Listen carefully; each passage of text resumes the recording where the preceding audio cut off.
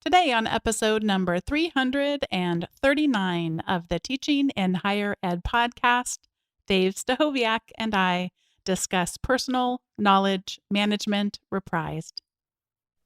Produced by Innovate Learning, maximizing human potential. Welcome to this episode of Teaching in Higher Ed.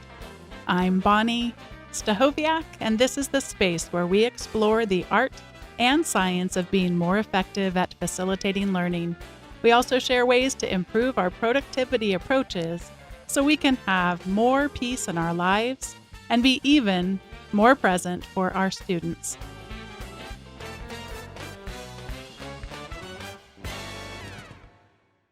Welcome to episode number 339. I am welcoming back to the show Dave Stachowiak. Dave is my best friend, my husband, my partner in life, and the father to our children. What else are you, Dave? Podcaster extraordinaire? I'm also able to play the role of Harold Jarche in many places in life. So here I am today playing the role of Harold Jarche.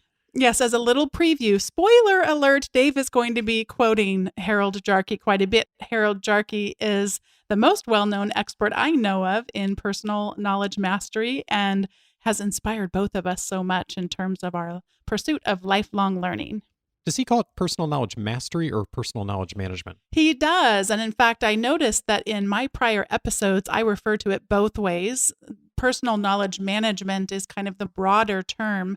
He likes to really think about it in terms of mastery, just that pursuit of one's personal vision and how we're never quite there yet. I think of Peter Senge describing that as kind of this rubber band that's sort of pulling us forward in life to being able to use our strengths and show up in our work and in our life. I wanted to make sure I got the language right since I'm playing his job Since today. you'll be quoting him So I've already learned something new. This is good. Dave, I've been thinking a lot about students who are graduating in December of 2020 and all that means given the pandemic, given so many personal crises that students I'm aware of are facing. And I know there's so many more that I haven't had a chance to hear their stories yet. And I think one of the ways that we sometimes in higher education in general don't really serve students as well as I think we could is in the area of personal knowledge mastery. Yeah, this is, there's so many things I think of if I could wave my magic wand and have students coming out of their university experience doing differently and knowing differently about the world. And this is something that I never thought much about until a few years ago when we first got introduced to Harold Jarche's work. And I think today especially it's so important because the systems are so much more complicated and so much more rich, and there's so many sources for news and information, which is great, but it also brings new challenges that I don't think was as much the case when we came out of school eons ago. So to kick us off, Harold Jarche quotes Ernest Hemingway in one of his works and says, "We are all apprentices in a craft where no one ever becomes a master." And that's really that's a good starting point for this because this is a process of continual learning. And so if we look at his definition of what is personal knowledge mastery, he says that it's a set of processes individually constructed to help each of us make sense of our world and to work more effectively. PKM, as he calls it, keeps us afloat in a sea of information, guided by professional communities and buoyed by social networks. He divides up this set of processes that you described, Dave, as seek. We're going out and finding the information from trusted sources. Sense, we're making sense of it, what Peter Senge would call sense making. And then we are sharing that which we have taken in and made sense of. And it reminds me a lot of a beautiful Mary Oliver poem, Instructions for Living a Life. Pay attention, be astonished, tell about it. Paying attention to me, Dave, reminds me of that process of seeking. We're going to be paying attention to those trusted sources that will most map to the things that we yearn to know about, or in my case, sometimes even, Dave, don't even know that I yearn to know about, but just that they introduce me to in such unique ways. Be astonished. That process of making sense of things and wrestling with ideas and changing our mind about things. and then telling about it, that process of sharing what it is that we're discovering and what it is that we're learning. So, Dave, we're going to go through each of the processes that Jarche describes. We're going to go through seek, we're going to go through sense, we're going to go through share. We're going to talk about what Jarche defines each one of these processes as, and then we're going to share some of the tools that we use. Sound good to you, Dave? Sounds good. Okay, so starting with seeking, Jarche says seeking is finding things out and keeping up to date. Building a network of colleagues is helpful in this regard. It not only allows us to pull information, but also have it pushed to us by trusted sources. Good curators are valued members of knowledge networks. I'm glad he phrases it that way too, Bonnie. I do think of both of those when I think of seeking information, both subscribing myself to things out there in the world, and we'll talk more about what we mean by subscribing or following something. But then also, I really put a lot of effort in staying connected with individuals, people that I trust who help me surface things that I think are of value out in the world. And that comes to me more of in the push model then. And we'll talk more about that too, I'm sure. A person very close to me recently discovered that their spouse has started to watch a couple of news sources that are known for being propagators of misinformation and disinformation, and that is Newsmax and the OAN network. And so what I wanted to share with that individual and with anyone who wants a little bit of help around, how do we navigate this stuff, would be Mike Caulfield's SIFT framework. And that's his way to say that we can all do our part. The S, by the way, stands for stop. Like before you're going to share something, let's stop and think it through. And I'm not going to go through all of his 4 letters of the framework, but they're all very accessible. I'll tell you just really quick, Dave. The other day, I was trying to find out where this diagram came from because I had saved it super late. I know it's hard to believe, but I was reading late at night and didn't save the source. And I was able, because of Mike Caulfield and others, to be able to do a reverse image search. I knew what that was, and I knew the kinds of results that it could provide me. That's just one example of many that you'll learn if you go through the SIFT framework. But to me, it's all about making sure that we're going to trusted sources, and we really have to be more careful thinkers about that and cautious and do our due diligence more than ever before. So we're going to throw out a couple of terms here. We're going to throw out starting out the acronym RSS, which stands for Real Simple Syndication. And most websites today, even most podcasts today, are built around this framework of a real simple way to syndicate, a real simple way to send out feeds that can be picked up by other things, such as a RSS aggregator. Dave, would you talk about what an RSS aggregator is and what it does for us? The simplest way to think of it is just a service that really provides the technology that pulls in the feeds that you've subscribed to and then allows you to do something with that. And many of them you can read right on the aggregator, or you may use an app to use that. But it's the back end that allows that to happen. And so it's the most famous one was Google Reader, which is no more. It got sunsetted by Google several years ago. So in its place, a number of other services have now emerged. And at the time when Google Reader disappeared, a lot of people thought, well, maybe that's the end of RSS and people consuming information that way.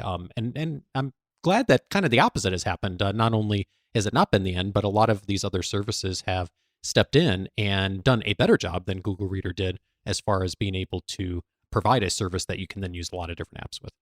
You may read your news today on a service like Apple News or Google News. And while I certainly enjoy that process, I happen to use Apple News and I like that process. I probably like it a little bit too much, Dave. It sometimes can be like candy. I find that's my first go-to thing of just like, what are you gonna spill out for me today? But recognize that when you use services like that, you don't have as much of an ability to fine tune things.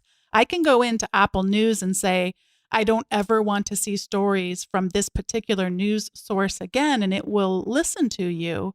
But it's kind of feeding you with its own algorithms. You're not specifically saying, I'd like this one, this one, this one, and not this one.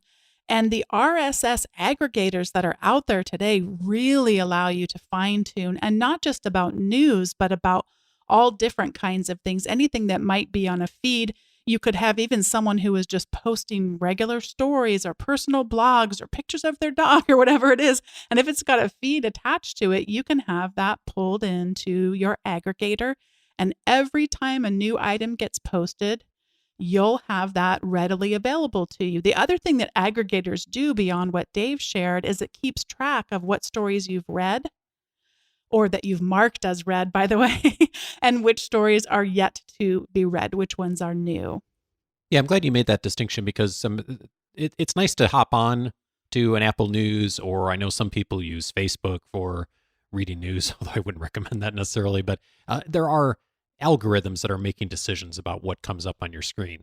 And the nice thing about using a aggregator service is that you're making those decisions. You're deciding which sources you are pulling from, what you see, what you don't see, and you have a lot more control over that. And I think particularly when I think of folks who are part of this listening community, Bonnie, and who are, I think, probably way more mindful of what's coming into their thinking than other folks, the average person out there in the world. This helps us to filter in advance before we even see it what kinds of things come across our radar screen and what kinds of things we're considering for our own learning and knowledge.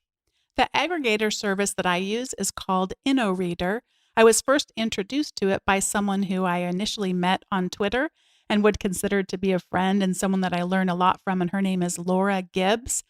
And I don't want to overwhelm you because remember, at their most basic, a RSS feed just allows me to subscribe to different kinds of feeds, but it even can become its own feed itself. So InnoReader can both take in feeds, but it also can send out feeds. So let's say, for example, Dave, that you were interested in knowing what I was sharing with one of my classes. Say that you were just interested in what kinds of articles that I was sending their way. You could subscribe to one of my feeds, and all happens right there inside of InnoReader.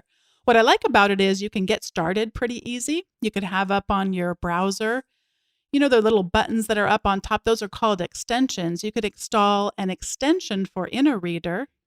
And if you saw a website that you wanted to be able to subscribe to, you can just click on the button. And if you'd like to add it to a particular folder or just have it out there in a whole list of feeds that you wanted to subscribe to. So I really like InnoReader because it's easy to get started with.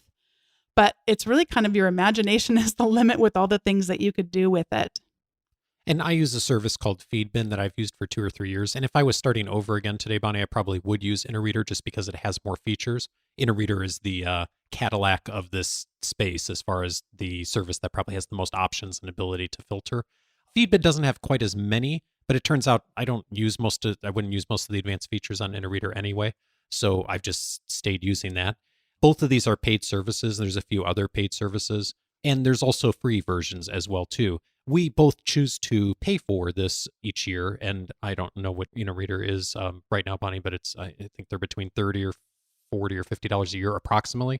And so that allows us to use a lot of the features. And one feature that I use extensively that I love, and it's worth me paying for it just for this, is I believe InnoReader has this too, is they provide you an email address that you can forward messages to automatically. So I have it set up on my email system that when I get a newsletter from someone that I do want to read, but I don't want it to clutter up my inbox, I have some mail roll set up in my inbox. So there are certain newsletters that get forwarded to the email address in my RSS aggregator. And so when I never see those in my inbox, they automatically get forwarded. And then when I sit down in the evening to read on my RSS app, which we'll talk about in a minute, those are just there and they've shown up. So that email bypasses my inbox and just goes right over to my reading folder and makes it super easy to not get distracted by those things during the working day. I just wanted to mention that InnoReader can do that as well, Dave. And it is one of those game changers completely, because I realize I never want to be sitting at my computer reading a newsletter. The ones that I really, really like, I want to be just in a mode where I can be a little bit more reflective in my reading. And somehow I just rather be sitting on a couch or laying in bed rather than doing that when I'm more just focused on getting through the email versus really being able to absorb what it is that I'm reading. I love that feature both in InnoReader as well as FeedBin. So we've looked at RSS. Remember, that stands for Real Simple Syndication. Just an easy way to subscribe to things. We've looked at RSS aggregators. Dave was mentioning that on these aggregators, you can do your reading.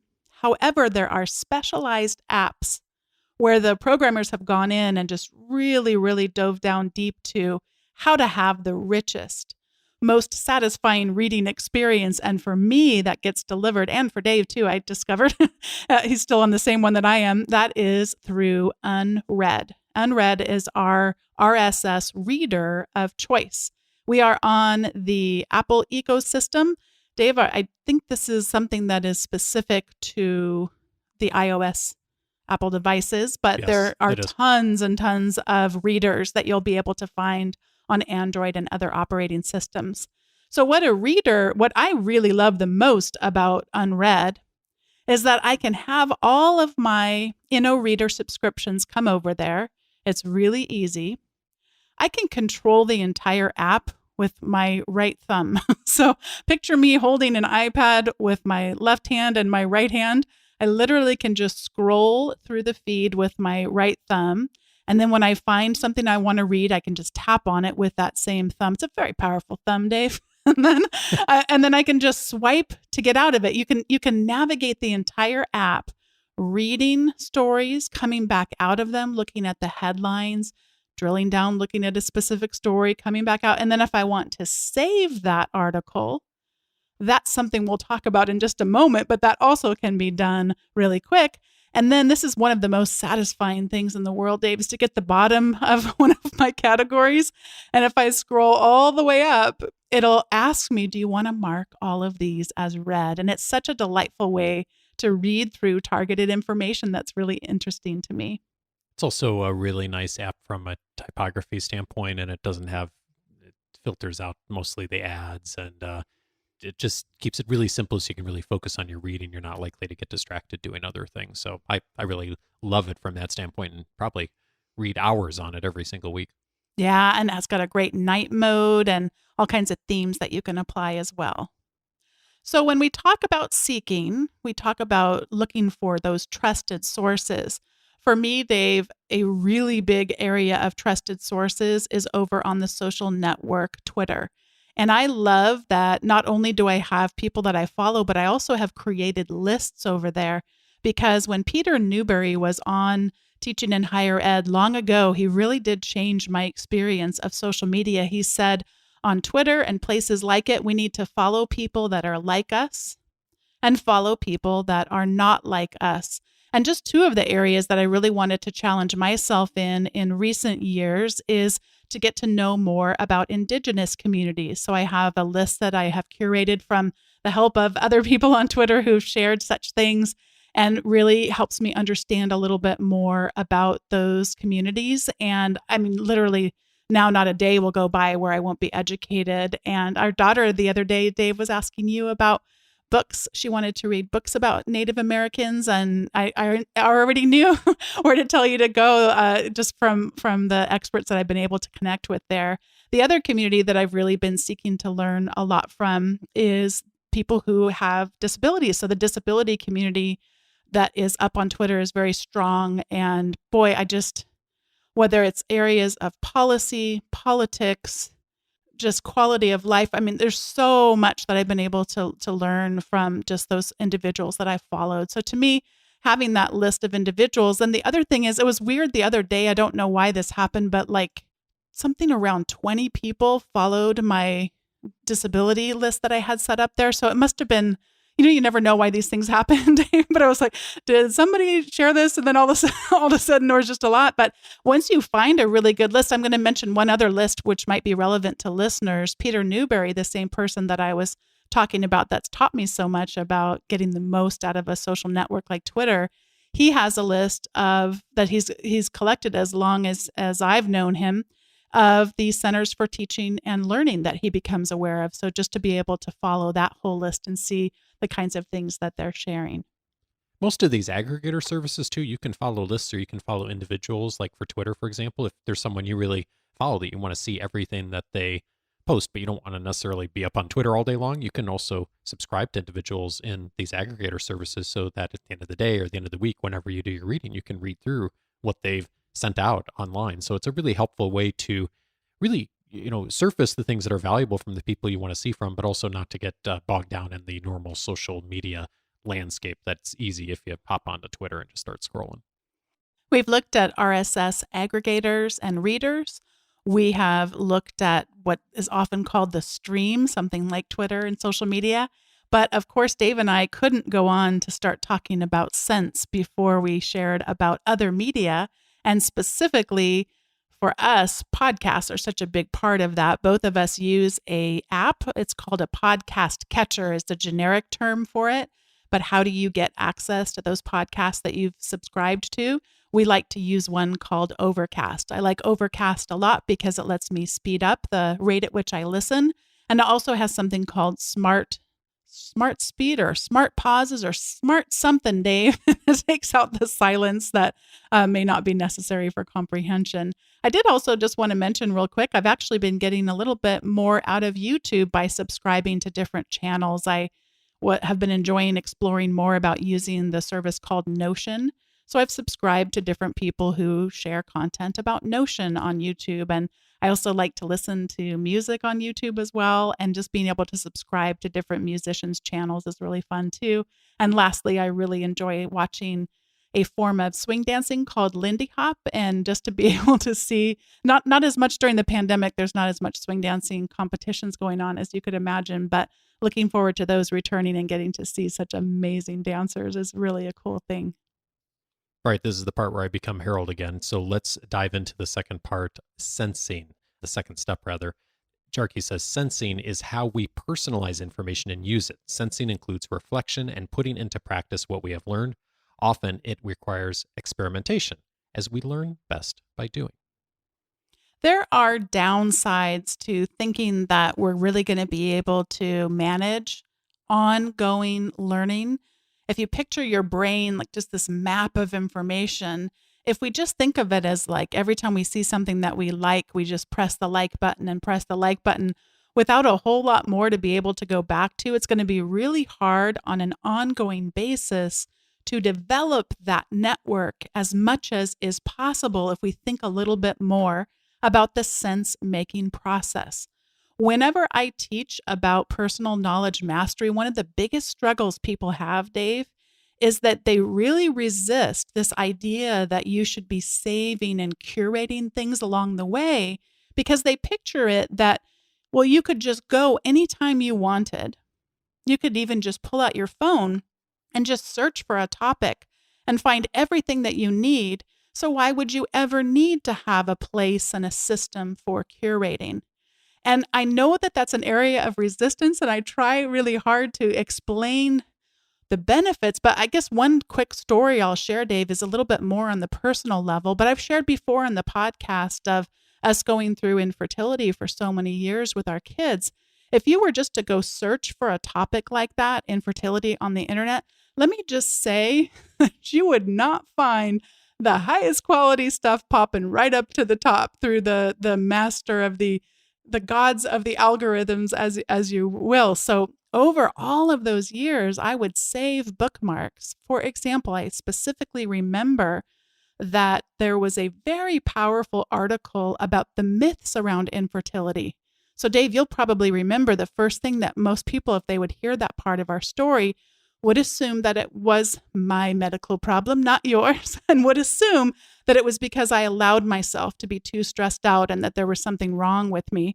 Well, if you look at the Resolve organizations, and I'll actually put a link to this in the show notes. If you look at their page about myths, that's the first thing right up at the top is that it's always the woman's quote unquote fault. And then right up there as well is that it's always because someone's doing something wrong and allowing themselves to be getting stressed out. And I don't want to go on too much of a tangent here, Dave, but I really treasure the fact that I have curated all of these bookmarks around infertility such that now, if someone were to ask me for some help, some advice, some resources, I've got that list right there. That's probably, Dave, what, over 10 years Yeah, total? I mean, easily.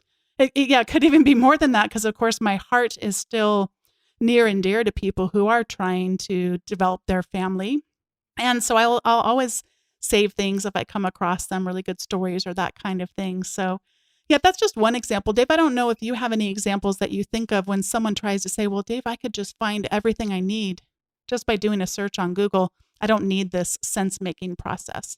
Well, I think the challenge there is, I mean, so many of us have learned through our academic training that, yes, Google is a useful tool, Wikipedia is a useful tool, but just because something comes up number one in the search results doesn't mean that it is the most credible, reliable, well-researched source, right? In fact, most of the time it's not. It is the person who has placed the ad, or it is the person who has perhaps created something that has become viral, and not always viral for the good reasons, right? So rather than doing the cognitive workload each time of trying to sift through what's useful, if you've already figured out what's useful before and have spent time creating a system and a database of resources, and especially things you refer to often, like in our academic disciplines, that saves you the time to then go and find things that are very useful to you, and you already trust your own system. So you know that you've spent the time going through the SIF process, for example, or whatever you've done to make sure that you're relying on things that can be useful. And one example of that, Bonnie, is I use a service, and I know we'll get to it in a bit, called Raindrop, that I've aggregated all of the links that I found online over the last 6, 7 years. And I share that link publicly with the folks who listen to my podcast. And so when folks go looking for something like, for example, a topic, delegation, which is useful for leaders, they know that those are articles that I've already read, I've looked at. I have decided that the article was useful enough that I was willing to make it available to anyone out there. And so rather than doing a search online for delegation, which you come up with hundreds of thousands of hits probably, there's probably 20 or 30 up there that would be useful to people. And that doesn't mean that they're the best articles, and it doesn't mean that there may not be something there that I would disagree with or wouldn't necessarily recommend, but I've done at least one pass to say, hey, this is something that came on my radar screen. I've looked at it and I think would be useful to folks. So it saves that time and that cognitive load to then be better used for, once you found the resources, thinking about what you can do with it there. As Dave mentioned, we both very recently have switched over to start using raindrop.io. And Dave and I don't switch tools very often. You were talking about earlier Feedbin, Dave, and that if you were starting from scratch, you might be on InnoReader. And to me, you don't want to be switching systems all the time. Just find one and really learn the heck out of it and use the heck out of it. So I'll tell you what, though, I finally, when we did switch over to Raindrop, I think you've been on it a couple, 2, 3 months more than me, but my gosh, Raindrop is amazing. So it can show up on your web browser, on your computer, like you might expect. It also can show up on your phone, on your tablet, and it allows you to save things to collections, which are essentially like folders. You also can add tags. And you also can search across all of your collections and all of your tags. So, however you decide to sort things, they're going to be easy to bring up. And for me, I like to have a tag of what classes the particular item might refer to. I like to know the kind of thing I'm saving. Am I saving a video? Am I saving something that is audio content? I like to be able to have some ideas. Is it something that's funny? Is it something that makes me curious? I'm really fascinated by curiosity and talk and write and think a lot about that as well. So I know both of us would really recommend that if you don't already have a digital bookmarks system, raindrop.io is really, really a powerful thing worth exploring. But even if that doesn't turn out to be your tool of choice, get yourself a digital bookmarks choice. And Dave, we're on to our last and final of the processes that Harold Jarche includes in his personal knowledge mastery framework. And that is called sharing. And he says sharing includes exchanging resources, ideas, and experiences with our networks, as well as collaborating with our colleagues. This is one of those things that seems so simple on the surface, but I find every time that I teach about it, I talk about it, I think about it, there's a lot here because it seems pretty easy to just share about something, but when you're sharing, you're kind of in some ways having to be vulnerable in ways that you might not first think about. John Stepper is a thinker in this area. He refers to this process as working out loud, that we're going to be sharing about stuff that maybe we haven't made up our minds about yet. We're going to share about aspects of our work that we know could be better. And maybe it's an area of our own failure or our own challenges that we're struggling with. And I've started referring to this as teaching out loud. And in fact, I asked recently some colleagues to share in a little informal discussion community that we had. And they said, "Oh, I just not sure I have anything to be able to offer here." And I thought, oh gosh, I really wish I could encourage more people to just take that, feeling of vulnerability and just the power that it can be. But I also recognize I'm in a place of privilege in terms of I now have tenure at my institution for some time now and don't have to think as much about the ways in which I expose my own weaknesses and the things that I've struggled with as well. So sharing, it's such a powerful thing. My gosh, I just think about all the stuff that I learn on a daily basis because there is such this network of a community that really is working in solidarity to try to do what it is that we do better. Sharing could take place in a really small way. Sharing could take place of just telling someone about this. We were mentioning the podcast app that Dave and I use called Overcast. You can share a little clip out from a podcast. You can share an entire link to a podcast and send it over to someone. So sharing could take place in a really small way. You can also share, of course, on social networks. We've mentioned Twitter a number of times. You could start a blog if you haven't already. You could revive your blog if it's been a while. You even could share, I was mentioning Raindrop. You could share a tag. Maybe you teach the same class that others do at other institutions, and you just want to share out the tag of bookmarks that you've collected around a particular class or a particular topic. And you know what? One service that we didn't talk about yet, Dave, is Readwise. And why don't I have you just share what Readwise is, and then I'll talk about it in relation to sharing. Readwise is a new service that has become really useful to both of us. The best way to think of it is it's a service that helps you to save and help your highlights in your reading become more useful. And so you can connect it to a number of different services and platforms. Probably the most well-known one would be Amazon. Bonnie and I both use Amazon for most of our reading, and we're both in the habit of highlighting things on Kindle or the Kindle app that we find useful and then going back and reflecting on those.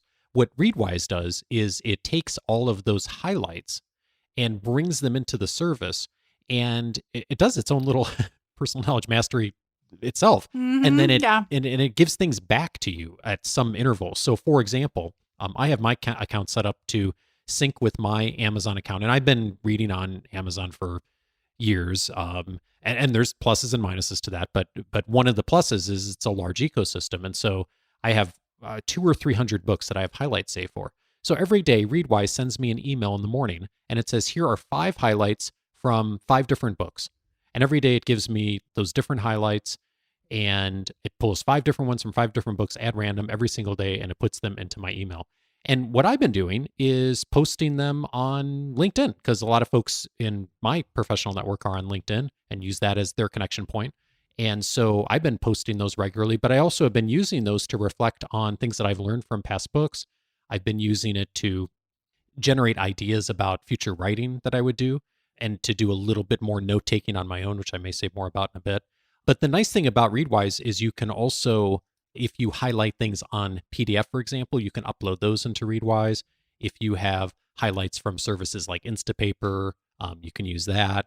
They also have a cool system where you can, what's the best way to describe it? You could, if you've read a book before, but you didn't highlight it. So say, for example, a book that I read years ago, How to Win Friends and Influence People. I read it on paperback because Kindle didn't exist when I first read it. You can put on Readwise, you can say, I've read this book, and it will then populate in your database the most popular highlights that people have, and then it'll feed those to you regularly. And there's all kinds of fun things you can do with it, but I found it to be really helpful to surface things I have already highlighted myself, or in some case other people have highlighted if it's one of the supplemental books, and remind me of what I've learned and read. And it is it's just a really nice way to supplement that learning and to make it useful and practical, and not to have forgotten about it just because I read a book 7 years ago. When I first started using Readwise, I started thinking that it was almost so simple that why would this be a service I would want to or need feel the need to pay for? And I've quite changed my mind about it. We've talked many times in this podcast about retrieval practice, and Dave actually mentioned that earlier in the show as well.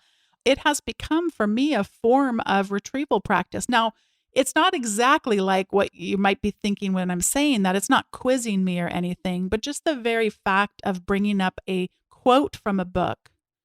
I'm going back and say, what was the name of the book? And then the author, and then what was the main point? And then how does this thing fit in? And then how does it in with the other thing that I'm thinking about?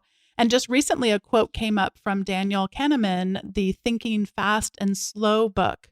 And Dave, just the fact that I could say that without any notes in front of me, without any kind of pauses, is really to the point of the power of retrieval practice, because I would not have been able to do that if that quote hadn't recently surfaced and I had all that memory of how powerful that book was to me and just been able to revisit it in that small but powerful way.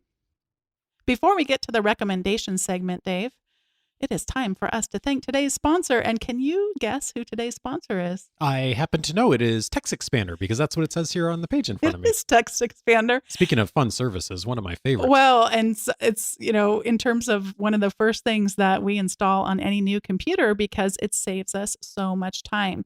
So with Text Expander, you're able to quickly and easily set up what they call snippets. They have very cute names, but they do really powerful things. So when I type in the letter Z followed by VUPHONE, as in my phone number for work, instantly I press the space bar and there is my work phone number. And that can show up in an email. That can show up in a web form because I don't ever remember my work phone number. I've even got one for the show notes. And so it'll pop up and it'll say, who's the guest?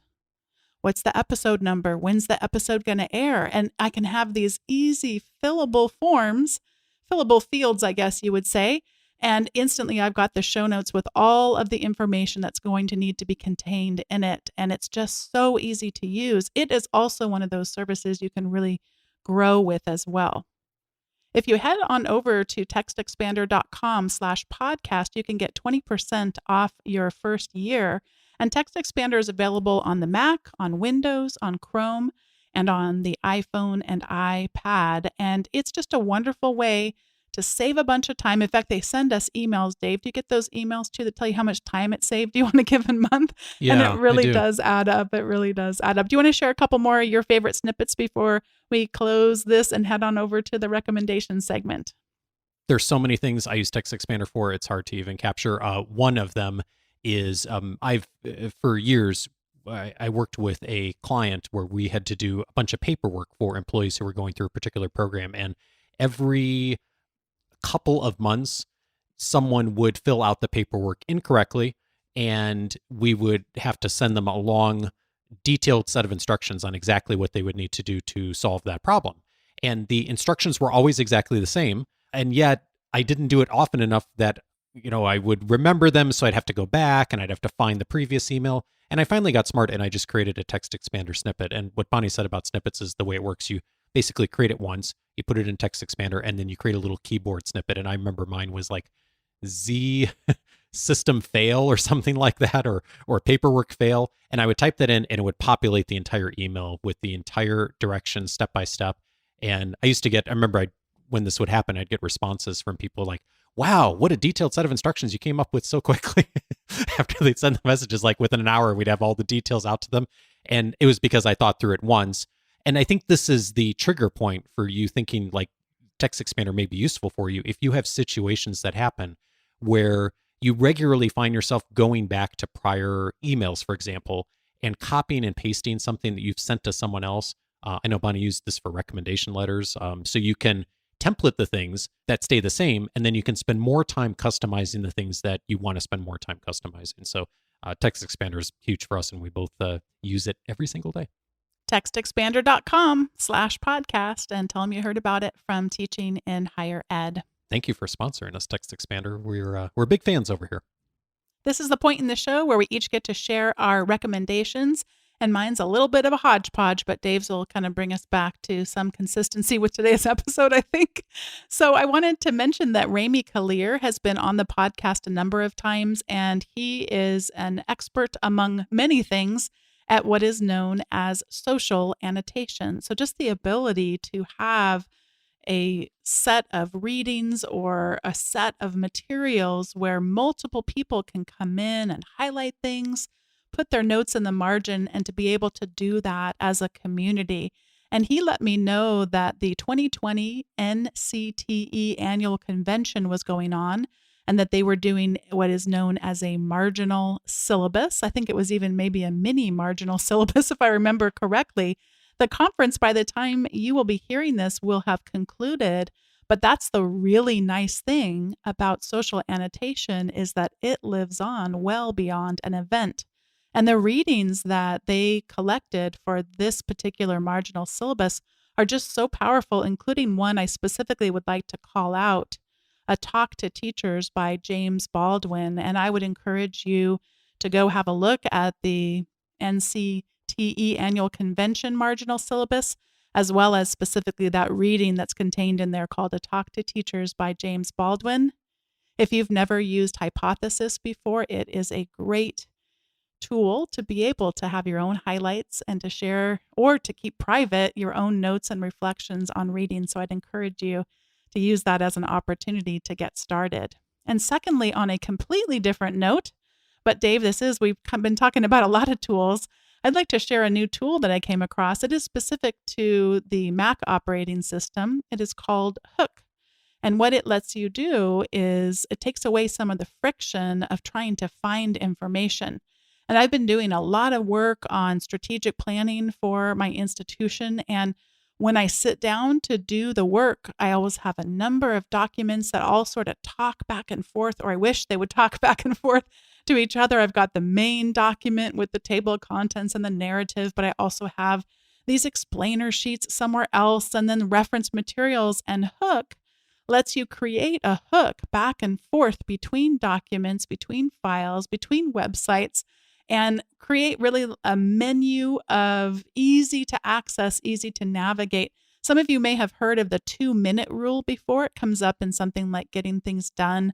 If something's going to take you less than 2 minutes, you should just do it right now. Well, he's introduced with Hook the 2-second rule, that it should be that quick to be able to get back and forth between documents that you want to be able to inform one another, whether that's files, web pages, tasks, emails, and more. So if you're on Mac OS, check out Hook. It's really cool. And I'm just starting to experiment with that. And I'm looking forward to learning even more about it. And Dave, I'm going to pass it over to you for your recommendations. Well, I have one big recommendation and then possibly a second or third. I'd like to recommend a book that I read 4 or 5 months ago. The name of the book is How to Take Smart Notes, and the subtitle is One Simple Technique to Boost Writing, Learning, and Thinking for Students, Academics, and Nonfiction Book Writers. It's really a fabulous book, and it is by the author Sonke Ahrens. I'm sure I'm saying his name wrong, so apologies. This is a powerful overview of a system called Zettelkasten, which has become, it's not a new system, but it has picked up a lot of speed on the internet in the last year or so from folks who are interested in doing a lot more work on what we're talking about today, personal knowledge mastery, but also really doing more detailed capture of notes and writing. And I think particularly for academics, this is a really powerful system that's worth a look. And just as an example, I was looking at the Amazon listing earlier today, Bonnie. I think when I read this book 6 months ago, it had 150 reviews on Amazon. Today it has like 500 some. I mean, it's really taken off in the last few months. A lot of people have used this as a seminal book for this model. And Zettelkasten is too complicated to go into here at any length. But if this episode has piqued your interest about thinking about what systems you may use to be able to capture and make sense of the world and then do something with that, especially those of you who are researchers and are producing things, I think Zettelkasten is a wonderful system to look at. And there's 2 pieces of software that have both emerged in the last 6 months to a year that I also think are probably very useful for you to take a look at. They're both different. They both have positives and negatives, but they both work very well with the Zettelkasten system. One of them is called Obsidian. I've been using that for the last several months for my writing. And then there's another one called Rome Research. And I think if you are, especially if you do research, taking a look at some of these new systems and note-taking methodologies and software that's out there now that is really kind of growing like wildfire, I think is a really wonderful thing that potentially is a great addition to your personal knowledge mastery. Dave, thanks for joining me on today's episode, number 339, about personal knowledge management reprised. I'm glad to be here, and we should probably say a shout out to Harold Jarche as well, who's been a past guest on your show, and I know you'll put a link to his website in here, the notes here. There's so many wonderful resources on his site. We're obviously just scratching the surface today.